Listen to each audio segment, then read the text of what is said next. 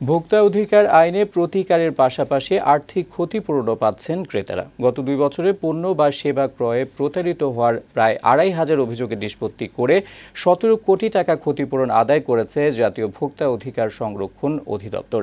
এর 25% 4.25 কোটি টাকা পেয়েছেন অভিযোগকারীরা। বিস্তারিত মেহের মনির রিপোর্টে।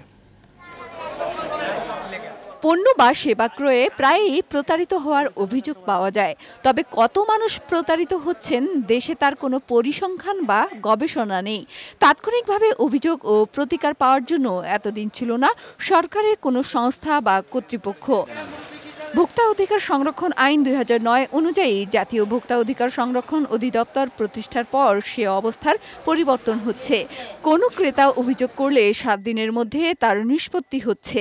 অভিযোগ প্রমাণিত হলে সংশ্লিষ্ট প্রতিষ্ঠানকে যে পরিমাণ অর্থ জরিমানা করা হচ্ছে তার 25% পাচ্ছেন ভোক্তা।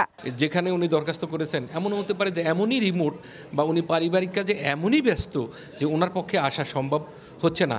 ইন দ্যাট কেস আমরা ওনার ঠিকানায় চিঠি পাঠিয়ে দিই, আমরা জরিমানাকৃত অর্থ সেখানে বিকাশের মাধ্যমে পৌঁছে দিই। অনলাইনে অভিযোগ করেই প্রতিকার পেতে পারেন ক্রেতারা। নির্ধারিত ফর্মের সাথে পণ্য বা সেবা কেনার রসিদ, তা না পেলে বিক্রেতার সাথে কথোপকথনের অডিও বা ভিডিও রেকর্ড জমা দিতে হবে। শুনানির সময় ক্রেতার উপস্থিত থাকা বাধ্যতামূলক নয়। প্রতিটা জায়গা এবং প্রতিটা প্রতিষ্ঠান সবই আমাদের ভোক্তা অধিকার অধিদপ্তরের নেটওয়ার্কের আওতাভুক্ত। জাতীয় ভোক্তা অধিকার সংরক্ষণ অধিদপ্তরের তথ্য মতে এ পর্যন্ত জরিমানা করা হয়েছে প্রায় 17 কোটি টাকা, যার 25% পেয়েছেন অভিযোগকারীরা।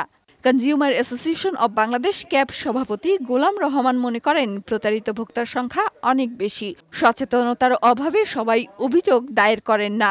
অভিযোগের পরিমাণ বাড়ছে, কিন্তু দেশে যেই অরাজক পরিস্থিতি বাজারে, সেই অরাজক পরিস্থিতির তুলনায় আপনার অভিযোগের সংখ্যা অত্যন্ত কম। তিনি মনে করেন ভেজাল ও নকল পণ্য প্রতিরোধে ভোক্তার সচেতনতাই বড় ভূমিকা রাখতে পারে। মেহের মনি, বৈশাখী সংবাদ, ঢাকা।